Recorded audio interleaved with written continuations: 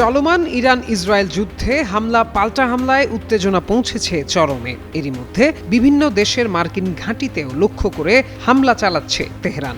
এমন প্রেক্ষাপটে তুরস্কের আকাশেও দেখা গেছে ইরানি মিসাইল। তাই ইরানের প্রেসিডেন্ট মাসুদ পেজেশকিয়ানকে ফোন করে হুঁশিয়ারি দিয়েছেন তুর্কি প্রেসিডেন্ট রিসেপ তাইয়েপ এরদোগান। সোমবার অনুপ্রবেশকারী ইরানি ক্ষেপণাস্ত্র ধ্বংসের পর পেজেশকিয়ানকে টেলিফোন করেন এরদোগান। বলেন, ইরানের বেপরোয়া ক্ষেপণাস্ত্র নিক্ষেপের কারণে এই যুদ্ধে কোনো পক্ষে না থাকা সত্ত্বেও তুরস্ক ক্ষয়ক্ষতির ঝুঁকিতে রয়েছে। ভবিষ্যৎ হোক নিরাপদ, বিনিয়োগ হোক বিশ্বস্ত, আর আমার পছন্দ সল্ট বে। ওয়েলকাম টু সল্ট বে। ভবিষ্যতে আবার এমন কোনো ঘটনা ঘটলে তুরস্ক কোনোভাবেই তা ক্ষমা করবে না এবং প্রয়োজনীয় পদক্ষেপ নেবে।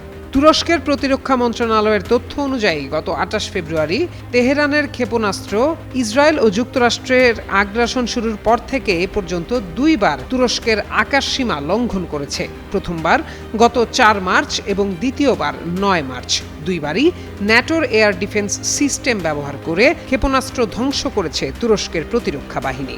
প্রতিবেশী দেশগুলোতে হামলা চালানোকে বেআইনি হস্তক্ষেপ বলে উল্লেখ করেছেন প্রেসিডেন্ট এরদোগান। তিনি ফোনালাপে আরও বলেন, বন্ধু ও ভ্রাতৃপ্রতিম দেশগুলোতে হামলায় কারো কোনো স্বার্থ আদায় হবে না। আঙ্কারা কখনো এ ধরনের কার্যক্রম অনুমোদন করবে না। ইরান যদি ভবিষ্যতে ফের এ ধরনের বেপরোয়া হামলা করে তাহলে দেশের নিরাপত্তার স্বার্থে সব পদক্ষেপ গ্রহণ করা হবে বলেও হুঁশিয়ারি দেন তিনি। তবে যুক্তরাষ্ট্রের ক্ষেপণাস্ত্র হামলায় ইরানের সর্বোচ্চ নেতা আয়াতুল্লাহ আলী খামেনি এবং শতাধিক স্কুল ছাত্রী নিহতের ঘটনায় শোকও জানিয়েছেন এরদোগান।